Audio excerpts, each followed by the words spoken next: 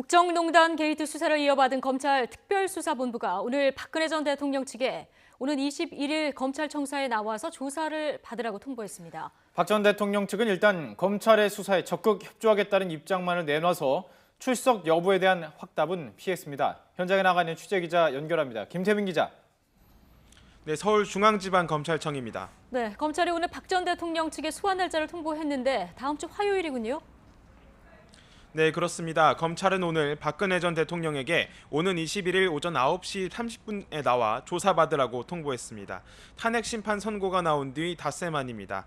5월 조기 대선이 치러지는 만큼 불필요한 정치적 논란을 사전에 차단하기 위해 수사에 속도를 내는 모습입니다. 박 전 대통령에게는 검찰과 특검 조사를 거치면서 뇌물수수와 직권남용 등 13가지 혐의가 적용됐습니다. 따라서 검찰은 불소추 특권이 사라진 박 전 대통령을 피의자 신분으로 불러 조사한다는 방침입니다. 또 전직 대통령을 수사한 전례를 검토하고 있다고도 밝혀 박 전 대통령이 검찰청사 포토라인에 설 가능성도 점쳐집니다.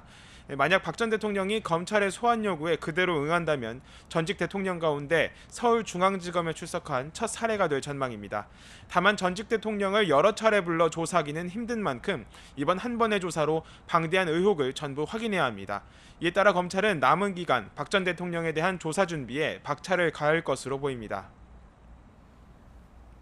그렇다면 검찰 조사 일주일도 채 남지 않은 건데요. 박 전 대통령 측 어떤 입장인 건가요? 네, 우선 박 대통령 측 변호인단은 조서 일정을 통보받았고 수사에 적극 협조하겠다는 원론적 입장만을 내놨습니다. 이에 따라 박 전 대통령이 검찰이 정한 날짜에 나와 조사를 받을지는 아직 미지수입니다.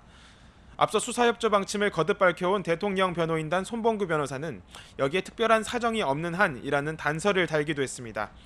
이에 따라 한두 차례 소환 일정을 연기하면서 조사 준비에 필요한 시간을 벌 가능성도 배제할 수 없을 전망입니다. 지난해 검찰 특별수사본부의 대통령 조사 요구에도 준비 시간 부족 등을 이유로 끝내 무산시킨 전례가 있기 때문입니다.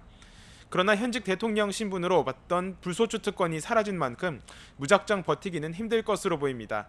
만약 이번에도 소환 조사를 거부할 경우 검찰도 체포영장 청구 등 강제 수사에 나설 수밖에 없을 것이라는 관측이 나옵니다. 파면 이후 사저에서 집거 중인 박 전 대통령은 탄핵심판 대리인단을 맡기도 한 손범규, 최명성 변호사 6명으로 변호인단을 꾸렸는데요. 추가로 검사장급이나 고검장급 출신 변호사를 물색 중인 것으로 알려졌습니다.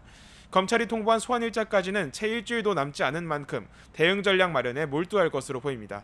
지금까지 서울중앙지검에서 YTN 김태민입니다.